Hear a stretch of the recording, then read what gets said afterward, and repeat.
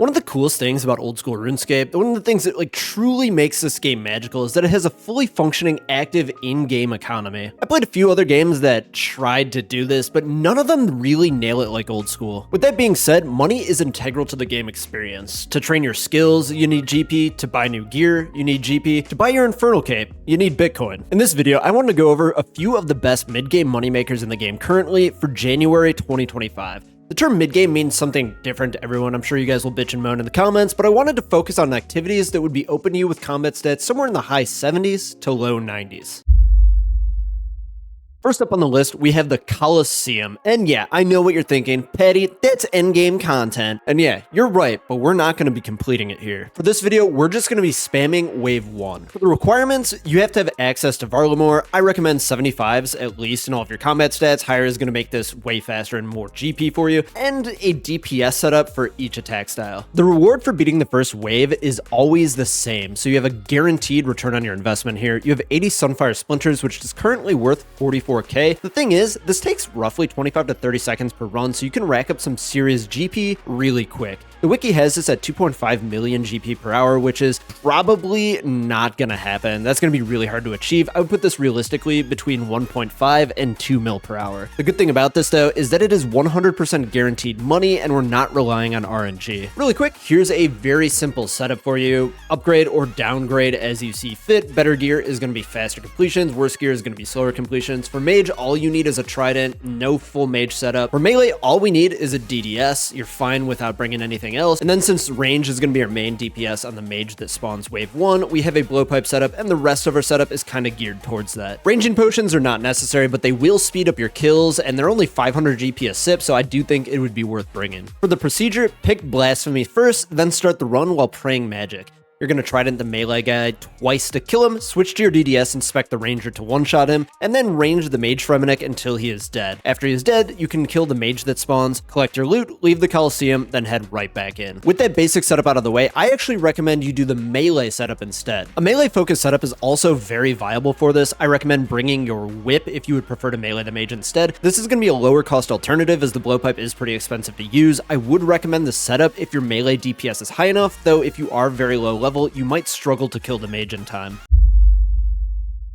This one's going to be our only purely skilling method on the list. 1, because I hate skilling. 2, because skilling just doesn't really make that much money for the most part. Yeah, rune crafting. Pipe down, weirdo. The wiki has this method at 2 million GP per hour, which is really good still, but what makes this method exceptional is that it's also some of the best thieving experience in the game. Not only are you making bank, but you're also getting your thieving up. This does not take into account PKers though, so realistically, your rates are going to be lower. Requirements for this one, 84 thieving, a hard requirement. You cannot thieve them without it. I recommend at least getting the Wilderness Medium Diary. The Hard Diary, though, gives you 25% more loot. The requirements on that one are pretty low. You might as well get it. You're also going to want a looting bag to stash all of your stuff and a way to regenerate your prayer. Here's a quick example inventory before we head up there. You can get Blighted Super Restores. I just didn't have any in the bank. We do want the prayer bonus. I'm just 3-iteming so we don't lose anything. You have a looting bag and a locator orb, which I'll show you what that's for in a minute. To get there, what we're going to want to do is use our dueling ring to go to the Ferox Enclave. Then we're just going to run on outside here to the obelisk. Right click, set destination. We're going to go to 50 wilderness.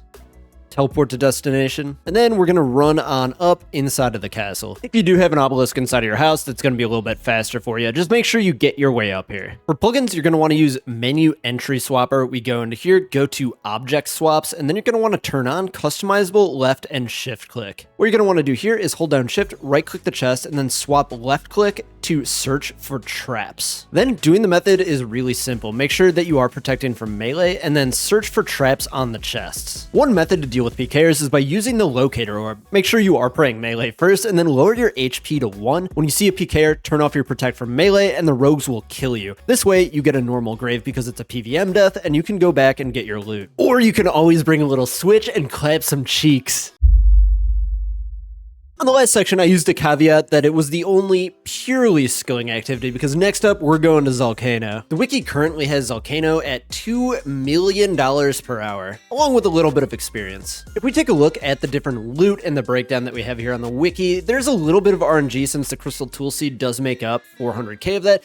but the vast majority of it is just the common loot. The only requirements to fight Zalcano is completion of the Song of the Elves quest, and then also 70 minging and smithing. Personally, I recommend putting on your best fashion scape. What you're going to need in the inventory is stamina potions, and then just some food to heal yourself. For team size, you want a happy medium. 3-mans, 4s, 5s, they all tend to be pretty good. You want fast kills, but you also want to get more loot by having a smaller team size. When the fight starts out, there's going to be a random ore vein chosen. It's going to be the one that has this lighter color that you see here on my screen now. Mine this until you have about 6 to 10 tephra. It really depends on your team size, how many that you want to get. The more people, the less of these you need. Then you'll need to go click on this furnace till all of your tephra are processed. Then you want to go all the way across the room and process all of your tephra once again. Now they're ranged projectiles. You gotta wait until Zalcano does his floor spot special, avoid all the red circles, and stand in the blue circle and attack the boss. Once the boss is down, click on the boss to start mining him. Ideally, you kill the boss in 2 downs, but sometimes it will take 3. Some other things to watch out for is the falling rocks overhead. Just move 1 tile over, and then Zalcano will spawn this little golem guy. You can throw your tephra at him, and he will drop a big stack of them. This is high priority, as it will allow you to speed up the kill by not having to wait for the floor special attack. Hey, like the video and subscribe to the channel.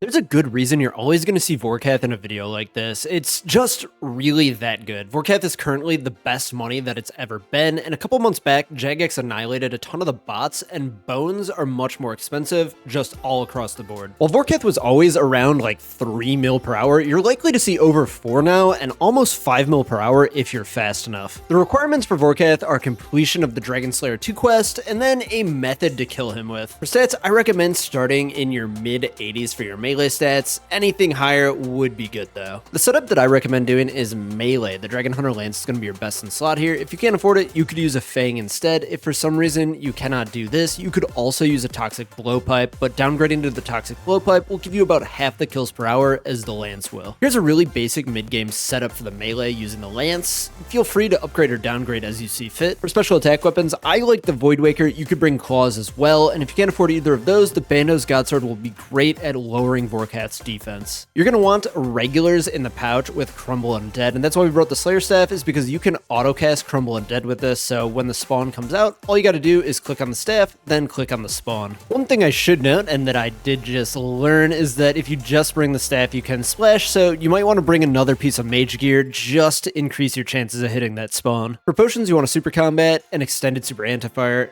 Anti-Venom Plus, and then for restores and food, you're gonna have to work that one out on your own. It really depends on your own performance. To get up here, I recommend the Fremenix Sea Boots. It teleports you right over here, and then you run onto this dock right here and teleport to Ungale. Let's briefly go over the fight. Enter in and dump your special attacks while praying mage. After Vorkath attacks 6 times, he will do one of 2 special attacks chosen at random. The first, he's gonna freeze you in place and throw out the zombified spawn that looks like the face hugger from the hit movie Alien. Click your staff, which you've already selected, to autocast Crumble Undead, and then cast the spell on the spawn. The second attack is his acid phase. If you're new here, I recommend finding a row without the acid and then just walking back and forth till it ends. Once you get a few kills under your belt, you really should learn how to Wooks Walk. It's not nearly as difficult as it looks.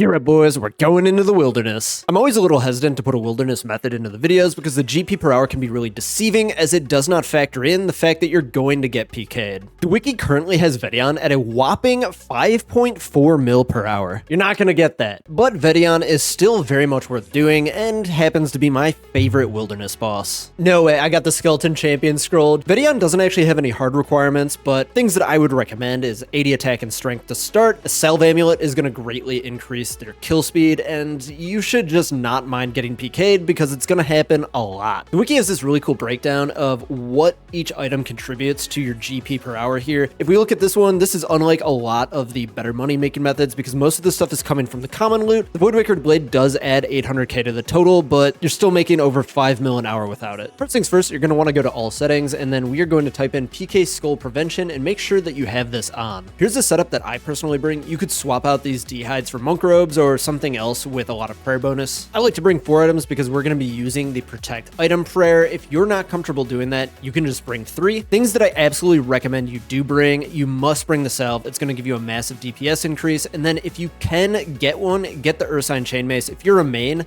Don't do this without the Ursan Chain Mace. It's going to be so slow, and this item is just so good there. It is going to cost you an extra like 300k every time you die. If you're not comfortable with that, just bring your best crush weapon instead. For the inventory, pretty standard. We just have some combo eats, some P-Nex. That's just for tanking, totally optional. You can just lay over and die if you wish. I'm going to bring some restores, a Divine Super Combat, just so we stay boosted the entire time. We're using a Revenant's Cave teleport to get there, and then we have the pod for escaping. To get there, we're going to turn on our protect item. We're going to hit this teleport to Rev Cave, and then we just run east. And where you're running to is this spot right here, Vedion's Rest. For the fight itself, Vedion doesn't attack you directly. What he will do is spawn these spots on the floor that damage you. Just try to avoid them and not lose ticks. After you damage him below 50%, he will spawn out 2 Hellhounds, pray melee, kill them, then get back on the boss. Once you defeat him, he will respawn with a new skin tone. This fight is identical, just do it all over again. When to bank is completely up to you. It will lower your kills per hour since you are banking and not actively killing the boss, but while you are killing the boss, you're also risking all of the drops until you bank. Figure out what your risk tolerance allows you to do, and then just try to stick to it.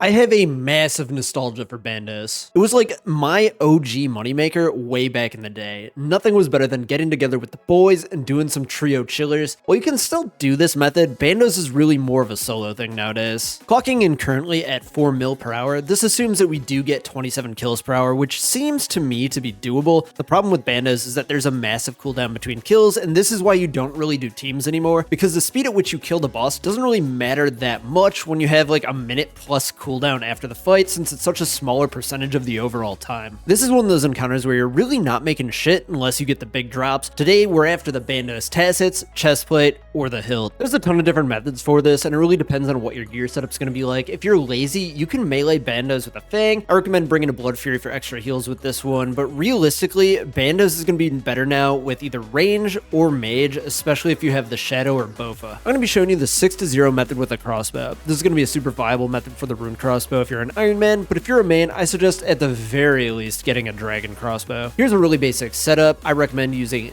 diamond bolts. Bandos just doesn't have enough health for rubies to make sense here. Feel free to upgrade or downgrade as you see fit. For the inventory, we have a little bit of a mage switch. This is for blood barrage, so you can heal off the minions. We also brought a blowpipe in order to finish them off quickly and for its special attack. Other than that, we got range pots. You do need staminas even with the recent stamina change, restores, brews, a way to get there, and runes in the pouch. For Bandos, you're going to want God Protection for both Zamorak and Bandos, and depending on how many combat achievement tiers you've completed, you're going to have to kill a certain amount of Bandos minions. What you're going to want to do now is pause the video and mark these tiles that you see on screen here. Then before we get started, I recommend turning on the Tile Indicators plugin and then turning on your current tile, True Tile. For a quick prayers, I recommend using Range and Rigor or Range and Eagle Eye. The first kill of every trip is going to suck a little bit. You're just going to have to enter and then run around in a circle, shooting every time your True Tile gets to one of your marked tiles. Then for all of your next kills, you will start on this tile out in the middle and wait for Grotto to spawn. When he does, run to this corner tile and hit the boss. The first time around, you will skip the next tile, but every time after this, you will attack on this tile. Once the general is dead, stack the minions and blood barrage them to heal. You can cast one ice barrage to freeze the melee minion in place in the beginning, so he cannot hit you and you take less damage. After doing a few kills of this kind of sucks. I don't recommend doing this as a main. This is definitely more of an Iron Man thing. If you're a main, come here with a buddy or something, or wait till you have a Bofa, and it's going to be a way better experience for you. Tormented demons are going to be one of the best moneymakers on this list, and it's currently the best moneymaker for a normal Slayer task. On the wiki, these currently come in at 6.4 million GP per hour, assuming that you get 55 kills per hour. It's been a while since I've done these personally, so I'm not really sure how realistic this rate is. There's only one hard requirement for killing Tormented demons, and that's completion of the Wild Gothic Sleeps quest. I personally recommend getting a Greater Demon Slayer task as well to use the Slayer Helm. Here's a quick little example setup. I wanted to use an Arclight. You can totally use an Arclight. I don't have an Arclight, so I wasn't really able to put one together for you. Anyways, Emerald's going to be your best in slot, and then you will just want your best DPS melee setup, and then you're also going to want a range setup. The blowpipe is probably the bottom end of what you should be using here. The twisted bow is great, and the scorching bow is even better. You're going to also want a big crush weapon or a ballista with this as well. For the food and potions, this one is also just going to be up to you and your performance. As you get better at this, you're going to have to bring more restores and less food. This is another one of those bosses where the regular loot just kind of sucks, but we're here for the big boy drops. We're after the Burning Claws, which are currently just under 9 mil, but the biggest drop is the Tormented Synapse, which is currently sitting at 45. The kill itself is very similar to the Zenite monkeys. The boss will be praying against a certain attack style, attack it with a different attack style, and then it's going to be attacking you with a certain attack style, and then just pray against that. Once you do enough damage, the demon will change its prayer, so you just have to change your attack style so that you can keep hitting it. At some point during the fight, you're going to be frozen in place, and then the boss will shoot 2 fireballs at you. Move out of the way of these, and then during this attack, the demon's shield will also dissipate, and you can use your ballista or crush weapon to do massive damage. You can also do this at the start of the fight. Your first hit on the demon will be with the shield, but it drops it for your next hit, so do one normal hit and then switch to your big bonker, give it a bonking, and then just resume the fight as normal. I haven't done these since release until I made this video right now, and they're super chill. I'm definitely going to be doing these in the future, and I recommend you do as well. Bard is going to be the best moneymaker of the video, and it really does straddle that line of if it's mid-game or not. Since this is perfectly doable with mid-80s combat and a very low budget setup, I think it does make sense to be in this video. I'll be showing you a budget setup later in this video that can consistently get decent speed kills. First, let's take a look at the wiki. Yeah, that's right, 9.6 mil per hour, absolutely massive. This assumes you get 30 kills per hour, which really isn't that bad at all in max gear. In the setup for this video, you will struggle with that. I'm gonna bump it down to 20 kills per hour. You're still looking at over 6 mil per hour in a budget setup. So where does the money come from? It comes from this guy, the Altar Ring, but it also comes from Soul Reaper X parts. Wait, why is this even in here? That's honestly pretty misleading. They shouldn't really have that in there. Here we go, super basic setup. I just love the eyeball hat. You can just replace that with a Nezzy, not a big deal. Feel free to copy this. You probably have better gear than this already, but I just want to show you that this is very easy with very basic gear. In here, we just got super combat, the restores, food, and then in the pouch, we have both thralls and death charge. Fight has a little bit more going on that I'm able to explain in this brief segment of this video. You should look up a more dedicated guide if you're interested in learning Vardorvis. The basic gist is that you should be able to avoid most, if not all, of the avoidable damage. You still take constant chip damage the whole fight. Use these diagonals to skip over the axes, pray against the range hit from the head, and then just heal up when your health gets low. In this setup, I'm averaging just under 2 minutes per kill. Without the Blood Fury though, I'm only getting 3 kills per trip, so you're likely to do more than 20 per hour since that would be 3 minutes per kill, but you're probably going to get less than 30 since I'm getting basically 30 kills per hour, but I'm not factoring in banking. I could keep going for so long. There's so much content in this game. I think this is enough to leave you with though. If you did like the video, make sure that you do like the video, subscribe to the channel to see more things like it, and I will see you in the next one.